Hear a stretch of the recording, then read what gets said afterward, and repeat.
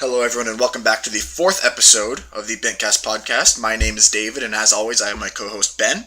On today's episode, we're going to start with some news from the past week. Then I've got another game for Ben, seeing if he knows some all-time NBA stats. Then we will end with a discussion about some major league rule changes that we would like to see in sports. One of our first user-requested stories from one Jason Rogers.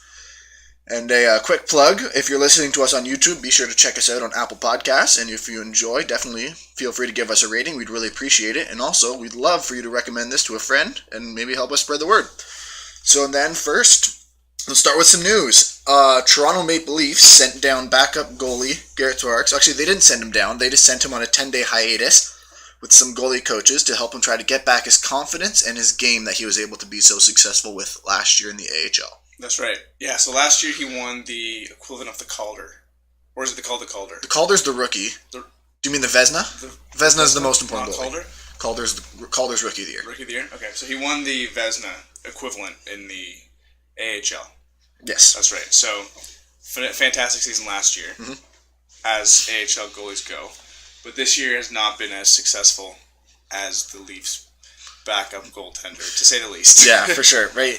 Stats for this year is he averaged about a 3.4 goals against average, which is not great at all, and his save percentage was a .902, which also isn't really what you want from a goalie at that level.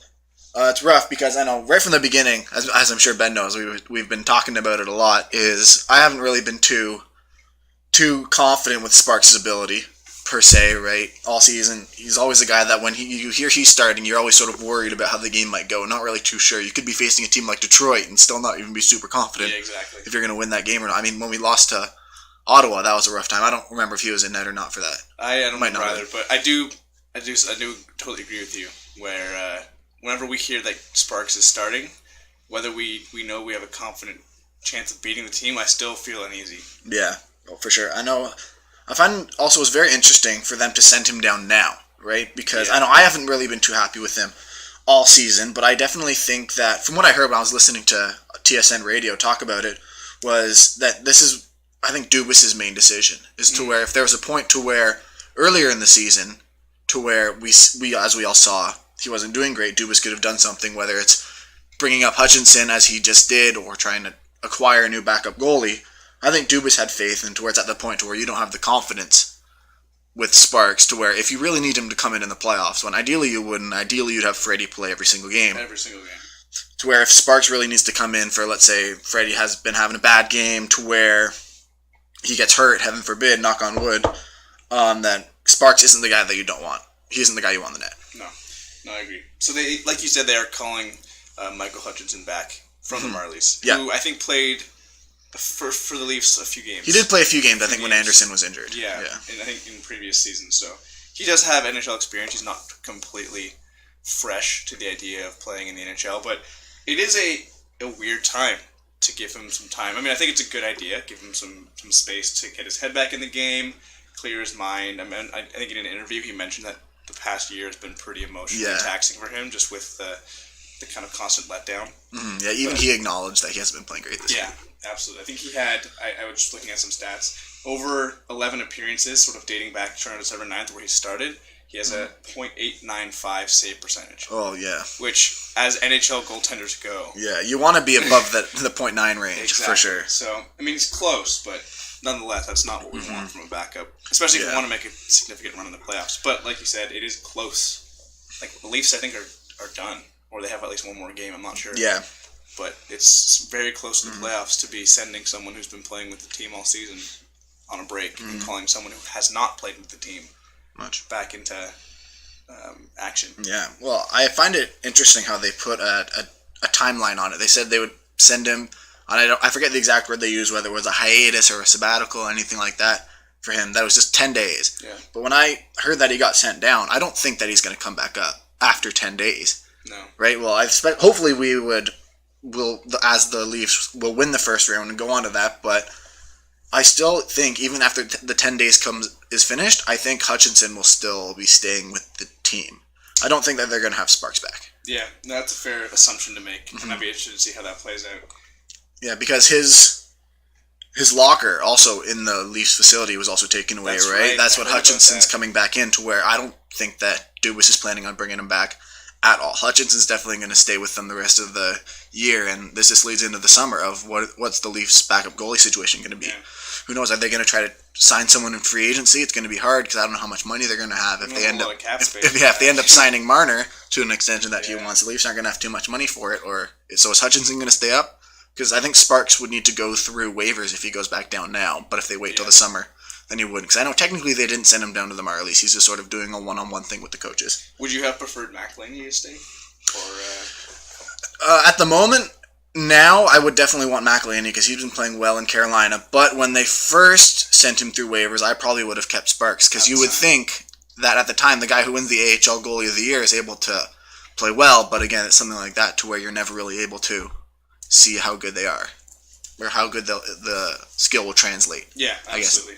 Now I think I agree. I would take McElhinney. Yeah, 100%. When you hear someone was the best goalie in the AHL, you generally think they would be pretty good in the NHL. That bodes well. Yeah, just unfortunate how it worked out. Luck. Next news. Mm-hmm. Connor McDavid has injured his leg. Mm-hmm. There was a fear of it being broken initially. I think he was pretty scared that it was in two pieces. One he went sliding into the net and I think smashed his leg on the goalpost. For those of you who didn't see the video, it was definitely kind of hard to watch because you see him as he's able to pick up so much speed. He grabs it at his own blue line, skates end to end, and as he tries to cut in front of the net, a Calgary Flames defenseman tripped him and he went sort of shin first into the post. And he's just such a fast guy. I feel anytime he sort of falls and hits something, it's sort of an injury scare. He's going quick. Yeah. He is going quick. So initially he thought it was broken, but fortunately, he did not need crutches the following day. Mm-hmm. And the X-ray came back negative, but they're still waiting on an MRI. Mm-hmm. So a collective sigh of relief from the Oilers fans that it's not initially obviously broken, but there's still that suspense of who knows when the MRI is coming back. It should come back Tuesday at the latest, I believe. Yeah. I mean, of course you want to hope for the well-being of this guy, but this also, I feel, sort of leads into what is happening with the Oilers organization, right? Question. Ever since they've had so many first overall picks ever since the beginning of the 2010s, to where why aren't they able to be successful? They've had a very rough go with their organization, with their upper management, to where they've just traded some guys they shouldn't have traded. When they traded Taylor Hall for Adam Larson, he would have been great playing alongside McDavid, but when I was preparing for this, I was thinking, like, so many times with teams you see, what are their struggles? Yeah. You can normally pinpoint it. With the Leafs, it's defense. That's definitely a big struggle. But when you think about the Edmonton Oilers, I'm like, well, their depth forwards could use some work. Their defense could use some work. Their goalies could use some work. Their whole team could really use some work. So I really hope that they're able to really start being productive and being a successful team, because it feels right now they're wasting away McDavid's prime. Yeah. I would say he's definitely one of the, if not the best player in the NHL right now. Yeah. The only person I would maybe compare him to is Kucherov, but he's also playing on a President's team winning trophy with amazing players like Stamkos and Hedman and Point, and the list goes on and on. Yeah. But McDavid sort of has a Draisaitl who got 50 goals this year, good for him. But who else is really on that team that's really able to? Milan Lucic, the greatest $6 or $7 million signing the team could have. Yeah, really, that's a great question. It's McDavid and then Draisaitl. Draisaitl. I mean, and then Nugent Hopkins is on the second line, but you aren't really getting much from this organization. I just hope that from now they're going to be able to pick it up. Right? They fired their GM earlier, so I hope that they're able to maybe hire a competent guy that's able to maybe not trade away an MVP for a top 4 defenseman at best, and just really from now on just trying to maybe get a good pick in the draft. I mean, they could get their Edmonton Oilers luck and maybe get another first overall pick. Hopefully they won't waste it away again. But who knows if that'll help them. Yeah, exactly. Hopefully now they'll just be able to start from scratch and just try to get good in the next 3 or 4 years and just have McDavid continuing to play well. I guess it's sort of hard because I don't want him to just be the best player in the league on the worst team in the league to where nothing's happening and it's just a waste of a career. Feels like a Kemba Walker situation. Yeah, right? Oh, for sure. An unreal talent being I don't want to say wasted, but wasted in a non-successful team. A team that's just not able to produce for that person. Yeah. That's rough. Yeah. Yeah, but I definitely hope the best for him and his injury, and 100% best for the Oilers organization. They were great with Gretzky, and you want to see them hopefully get back to that point with a guy that's also just a stud. They're a Canadian team, right? So I'm always. You always got a soft spot for those Canadian teams, no doubt. Teams when it comes to the big picture. Yeah. That's it for the news. I'd say that wraps it up. Not too much news this week, so those are the only two we really got. So now on to the game segment of the podcast, to where I've got 9 total questions, to where when we're talking about in the NBA, who has the most all-time points, assists, and rebounds out of these listed players. So I'm going to give you 2 players and a stat, and you're going to have to tell me which of these 2 has the most of that stat. Okay. All right, so we'll start off with question 1. Hopefully pretty easy. I think we'll start off with a few ones. Who has the most points all time between Michael Jordan and LeBron James?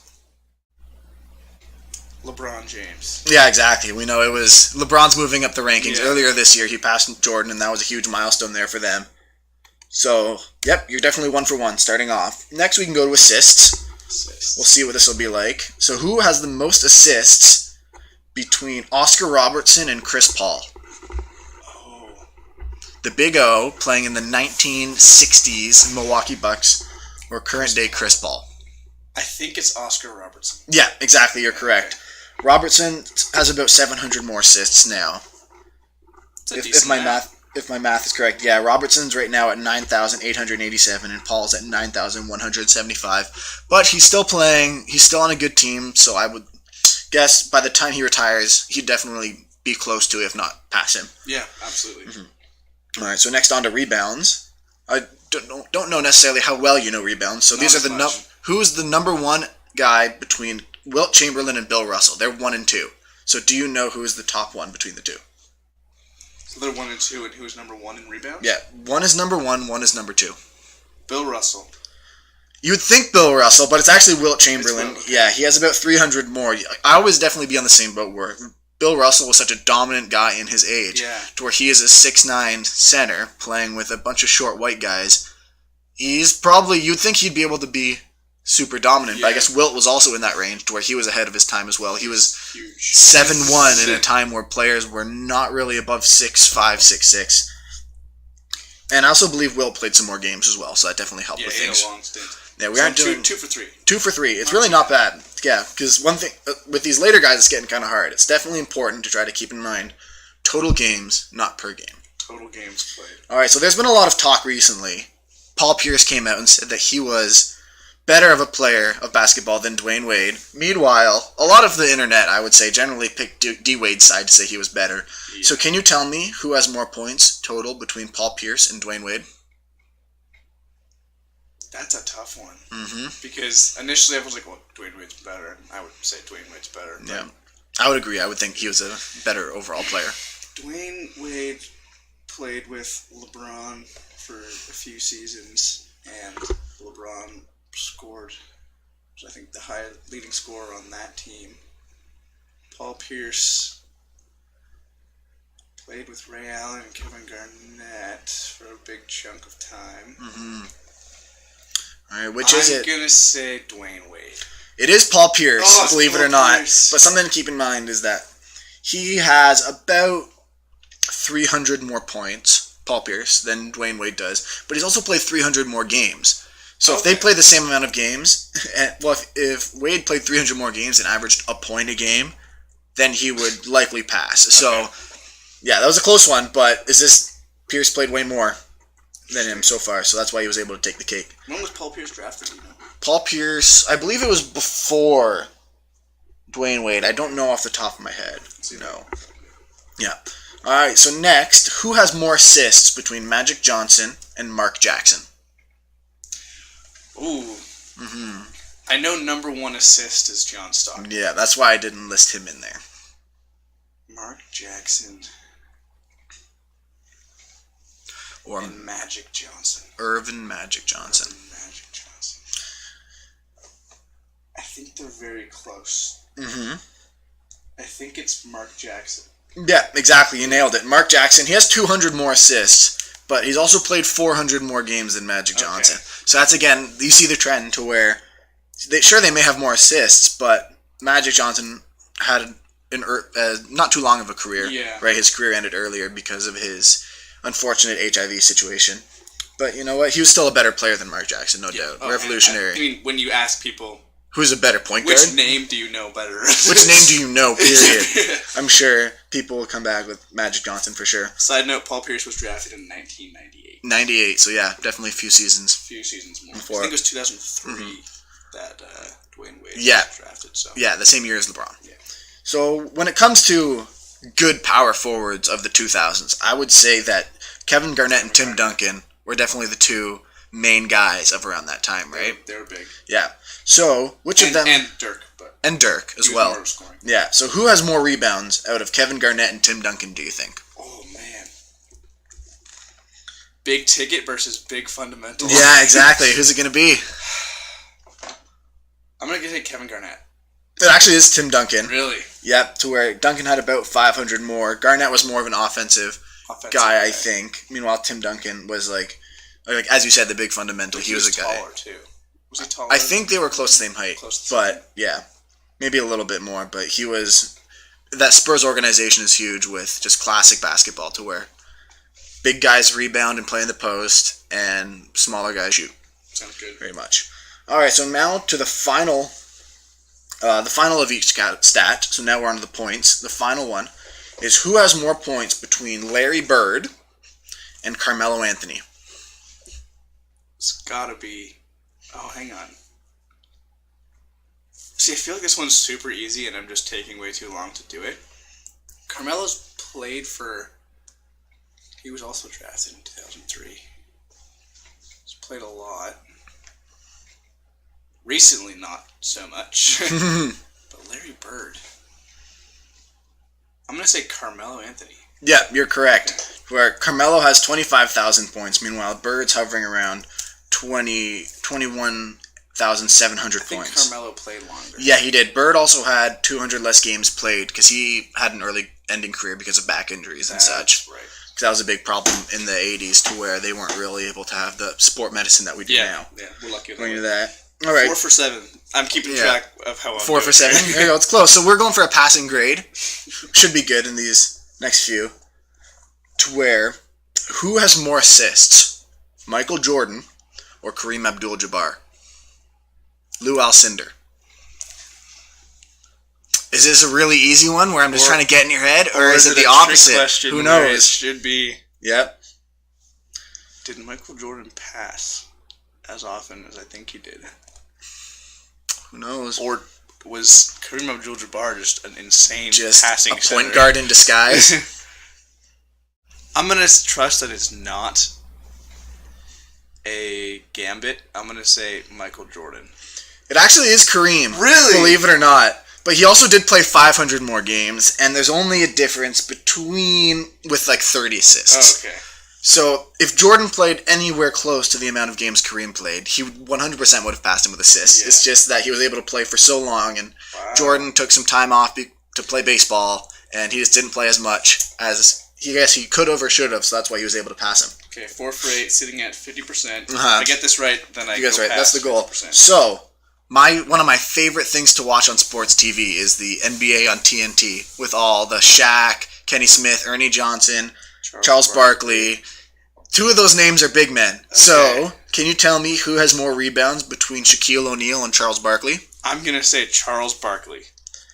It is Shaquille O'Neal, believe it or not. Is it the round mound of rebound? Oh, yeah, he used to have the nickname. But, yeah, Shaq had about 500 more. He was just so big and so dominant to where anyone would just be scared to go up for a rebound against Shaq.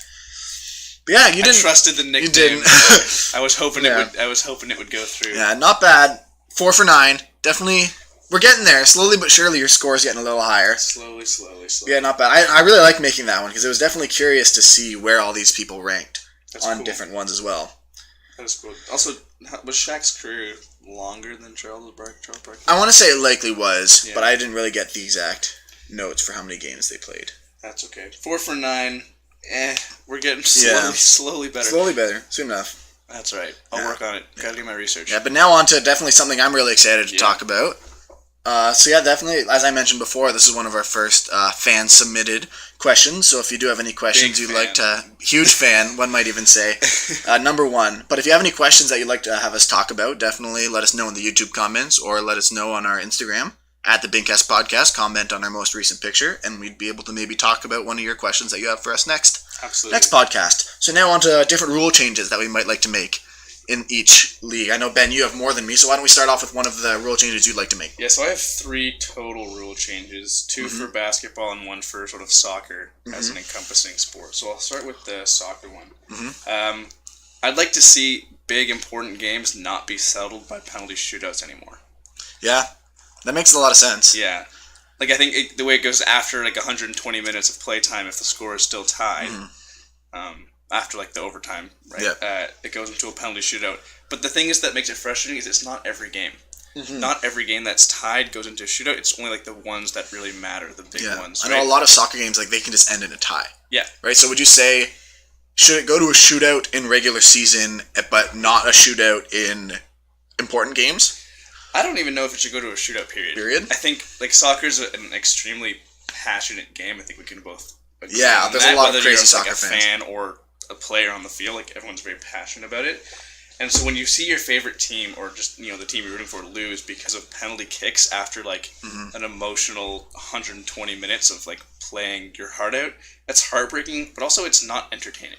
Yeah. I find that, yes, the players might be gassed and exhausted at the end, but watching well-played soccer is just way more, I think, entertaining, and also it feels a little more fair than a penalty shootout. Yeah, I would definitely think that soccer, when it comes to gameplay versus penalty shootout to try to decide a winner, is the one that's the most unsatisfying. Yeah. Right, because soccer is 11 guys aside in a games that constantly end 1-0, 0-0, 1-1, to where I would agree with you, to where I would definitely like to see games to where it just keeps going in overtime. People get tired, but that's just got to be... Take advantage of it. Yeah, right? well, both teams are tired. It's not like one's tired and one's not.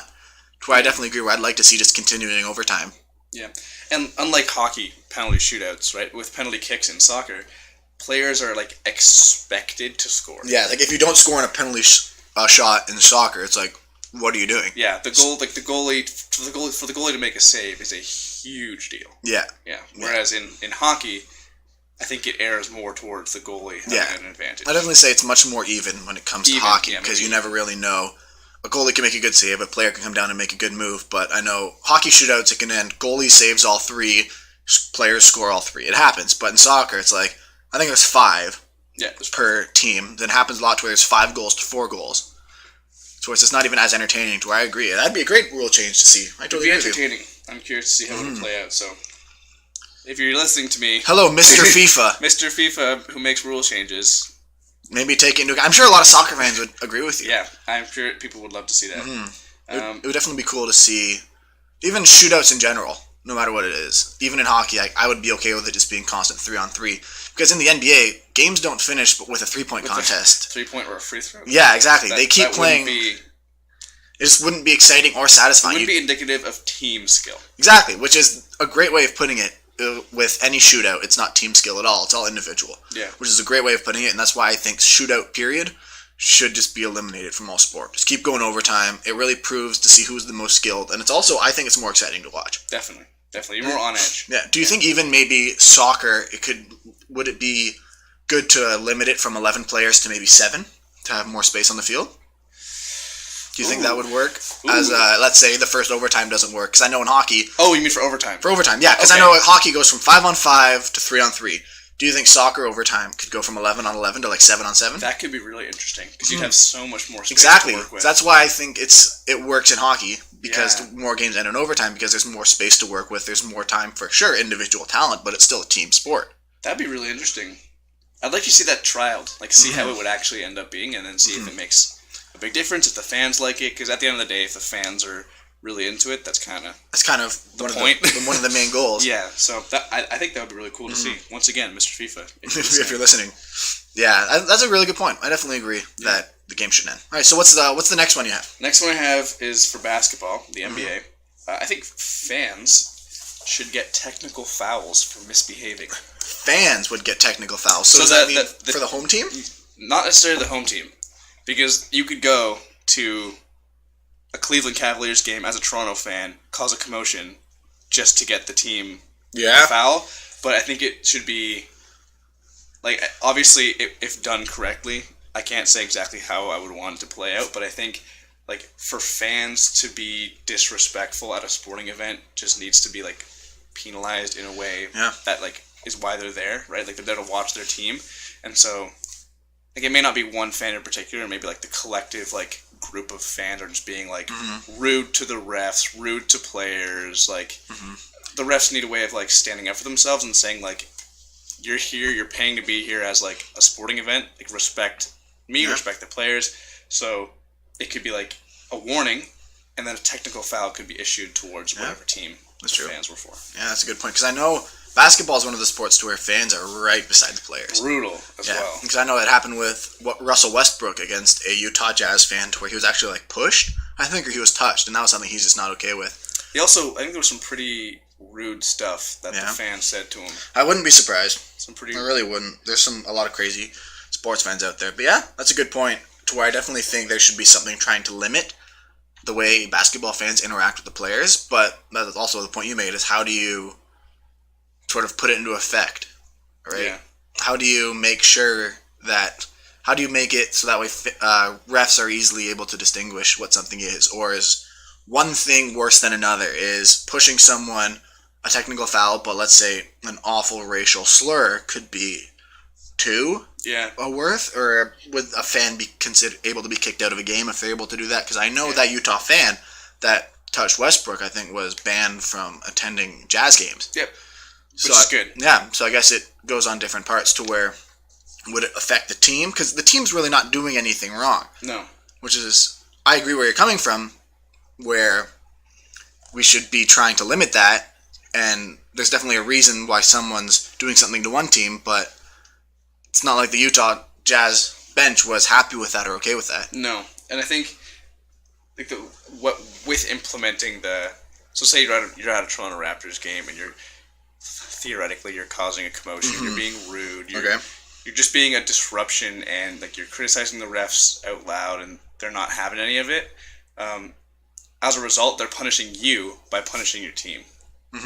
Right? So they give whoever's visiting so they give the Raptors a technical foul. So I think there's free throws associated with that. Yeah, I think there's one free throw. And change of possession too, if anything. Change of possession. And it's not like, yes, it's penalizing the team, but it also kind of forces the fans to like realize that that's what they're paying for the team, right? Like they get upset when their team doesn't do well, and if they're the reason that their team doesn't do well, that could be motivation. Or even something I'm just thinking of now was me as a Toronto Raptors fan could go to a game and harass the Raptors to try to give them free throws and change of possession. Right? It goes both ways, to where it would be hard to regulate it and really try to determine what it is. I agree with what you're saying, to where we should try to find a way to limit that. Because fan interaction in basketball is not great when it comes to how much they're willing to, or able to, really communicate and talk with the players. And respect them, too. Yeah. Yeah, it's definitely controversial. I don't deny it. I don't think it's perfect. But I think if we could find a way to sort of penalize fans somehow for their behavior. Yeah, just trying to make people, or make fans, stop any form of negativity or harassment towards players. Yeah, definitely. So those are the two. I have another one. So why don't we another one? Pop over okay, so yeah, mine is something that I've been sort of passionate about for a little while now, and I've heard some people talk about it as well, is playoff formatting, just in general. The example I used is for the NHL in specific, because I really don't like the way they do it, but it could also work for the NBA, to where right now, for those of you who don't know, the way the NHL playoff formatting is that there's 4 divisions total, and 2 divisions are in each conference. So the Eastern Conference, there's the Atlantic Division and the Metropolitan Division, and in the Western Conference, it's the Pacific Division and the Central Division. For each division, the top 3 teams make the playoffs, straight up. So the top 3 from the Metropolitan and the top 3 from the Atlantic make the playoffs. From the remainder of the Eastern Conference, the top 2 teams go into what's called a wild card spot, and those are your 8 teams per conference. I don't necessarily like that, because what we even saw this year is in the Western Conference. We'll start in the East, to where the 2 wild card spots in the East went to Columbus and Carolina, and Montreal was just beaten out, I think, by 2 points. Meanwhile, so the Montreal finished with 96 points total, and they missed the playoffs. Right. Meanwhile, in the Western Conference, Vegas and Colorado had fewer points, but they made the playoffs. To where I think Montreal finished 14th total. So Montreal's not in the playoffs? They're not in the playoffs. Oh, man, I would like to see them there. Yeah, they would have been exciting to see. But what I don't like is how they had more points. They did better than 2 other teams in the league, but they didn't make the playoffs. I think that the playoffs should have the top 16 teams in the league fighting for who they think should win. So that means seeding from 1 to 16, straight up. So in the first round, the first seed would play 16, 2, 15, 3, 14. So not even like conferences. Not even conferences. Sort of eliminate the idea of conferences, because that's how we're really able to see how good these teams are. They're the best of the best, really fighting it out. Because as we'll even see this year, in the Western Conference, Calgary and San Jose finished 1 and 2 in the West. They also finished 1 and 2 in their division. That means one of those teams is going to get eliminated before their conference finals. They're going to have to face each other in the second round. Right. Meanwhile, teams in the other division, with my prediction is that it's going to be Winnipeg and Nashville, to where even though those 2 teams weren't 1 and 2, they're going to be able to make it to the finals. Meanwhile, like we see in basketball, the first seed and the second seed are set to meet in the conference finals. Yeah. So that's why I don't really like it in basketball, because the first and the second seed are faced to play in the second round. So that way, not the best teams are meeting later in the round. So seeing how the standings for the NHL are done now, so I made a little bracket involving the way I would do it, and this I figured would be so much more exciting to watch. Possible Stanley Cup finals that could happen necessarily in this way that I did it is that Boston and Tampa Bay could meet in the finals. That would be a very exciting finals to watch. Yeah. Calgary and San Jose could meet in the finals as opposed to the second round of the Western Conference playoffs. And for the Toronto fans out there, we wouldn't be playing Boston. We'd actually be playing Winnipeg. Ooh. So I think that would be a very interesting series to watch. Yeah, now, definitely.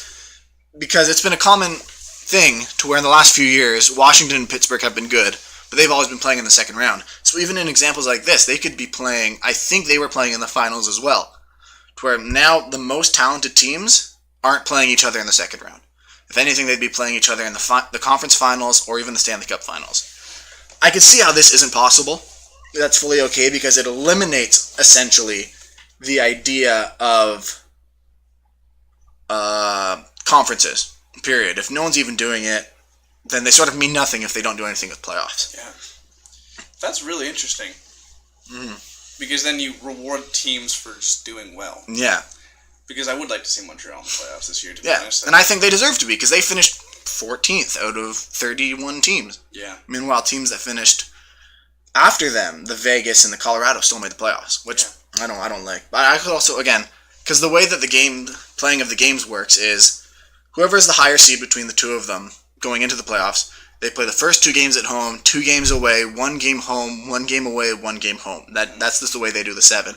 So if you have a New York team playing a California team, and they're constantly traveling back and forth every other day with 3-hour time differences, that's very taxing on the players. It is, definitely. So that's why I maybe don't necessarily see that happening, but I think that if that's ever able to happen, then I think that would be the best way to really showcase the most talented teams. That's really interesting. I never thought of it that way. Yeah. It could work well. I think because when I was looking at the second round, it was so interesting to see everyone playing, because it was all the really talented teams. Yeah. That was there, right? It was all the lower seeds necessarily, like, that wouldn't necessarily make it. Like, Vegas was playing Tampa Bay. Tampa Bay would probably beat them.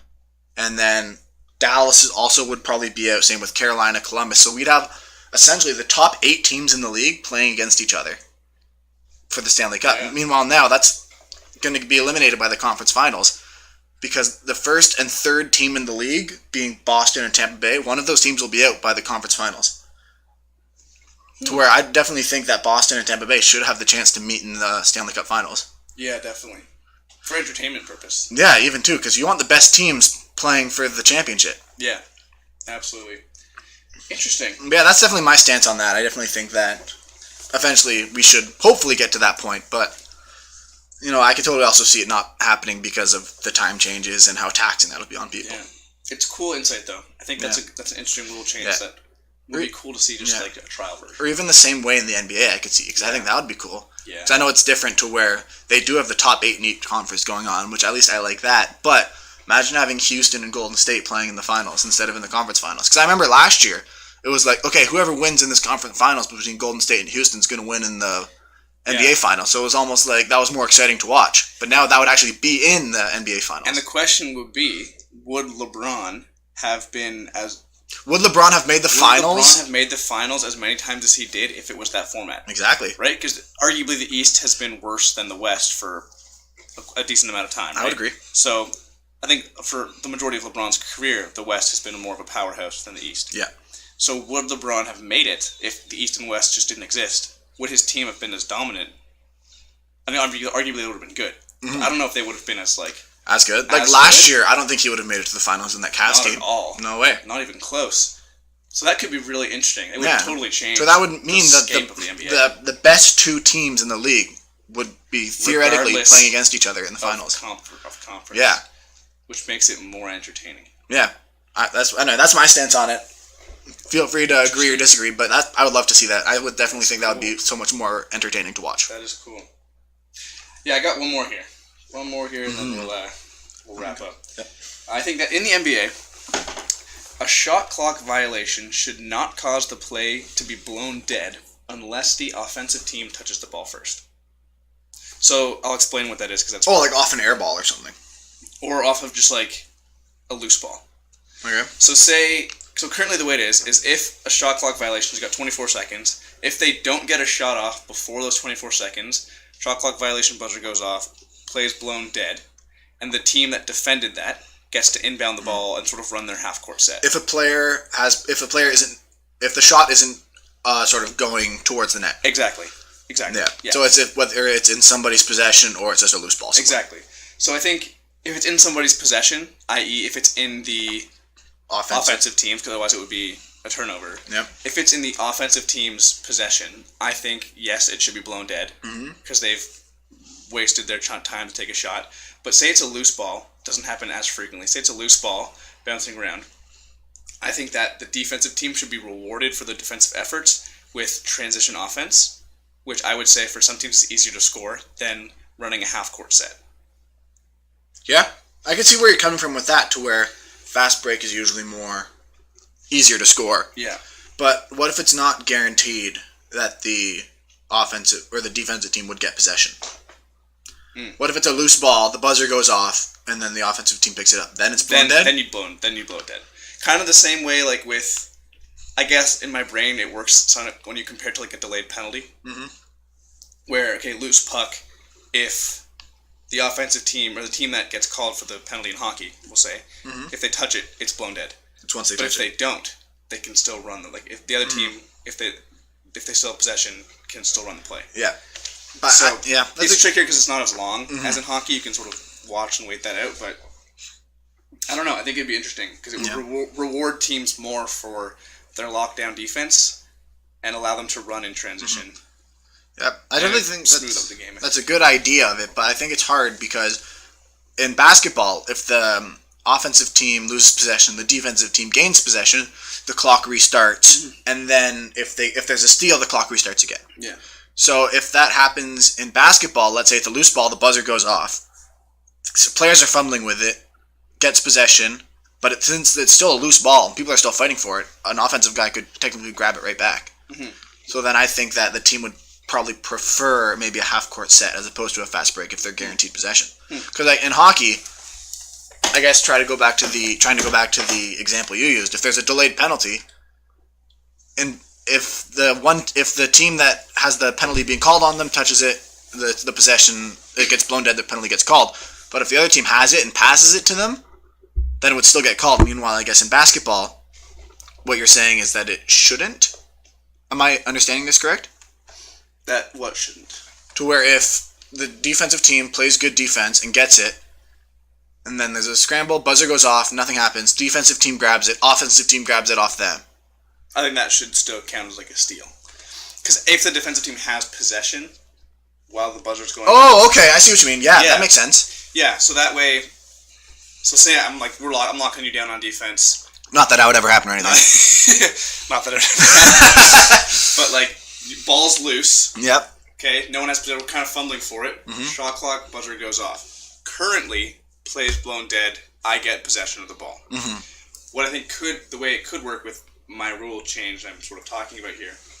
Ball's loose, buzzer goes off. We wait to see who gets possession out of it. If I get it, shot clock resets. We run it like transition offense. Mm-hmm. If you get possession of that, whistle's blown dead. Mm-hmm. So essentially, you would like. Well, so I guess if from the defensive standpoint, if you want a fast break, pick it up and go. If you don't, let them touch it. Let them touch it. Exactly. Yeah. So you could choose between transition. Like obviously, you don't have like incredible amount of choice, but you could choose between transition or half court set or like guaranteed possession. Guaranteed. Now, if I take it and like turn it over to you, then it still counts as a steal, and you can still play that's a good point. The way of a steal would work. Yeah, that makes sense. Yeah, I like that. It sort of gives the people the choice, because I know a lot of players in the league, like the Russell Westbrooks, would probably prefer a fast break than a half court set. Yeah. The people that are really good at slashing and layups and dunking, and they're fast. So I guess it would sort of depend on who the situation. But I like the choice, because that was going to be my next question: is what if you want a half court set? What if you're losing? What if you're losing with 2 seconds left, and then they lose it? And you want the possession stoppage, so I guess you can choose that as well. Yeah, you have sort of more choice over what you wanted that way. Yeah, that's a really good point. Yeah. Yeah, I'd definitely like to see all these rule changes implemented. They all make sense to me. It's something that I would think would be... I would like to see, and I'd definitely be interested to see how it would actually be perceived by players and how it might get taken advantage of, but who knows? Yeah. I'd like to definitely see it. I think arguably we acknowledge the fact that these aren't perfect. Yeah, there's definitely flaws with everything. There are reasons why certain rules are implemented, but it was a fun discussion point. Yeah, I definitely thought it was very cool. It was definitely a great suggestion by our number one fan, I would say, for sure. And if you'd like to think you're a number one fan, maybe suggest us something and you could win that right. Who knows? That's right. We'll see. So thanks again for listening. We hope you enjoyed this episode. Just a reminder, check us out on our other episodes. My goodness. On Apple Podcasts and YouTube. This is our 4th one, so we have 3 other ones. Follow us on Instagram at the Binkcast Podcast. The link to the Apple Podcast is in our bio of our page. Follow me on Instagram at Ben.Austin and my co-host David at david.d.rogers. Thanks for listening and have a great day.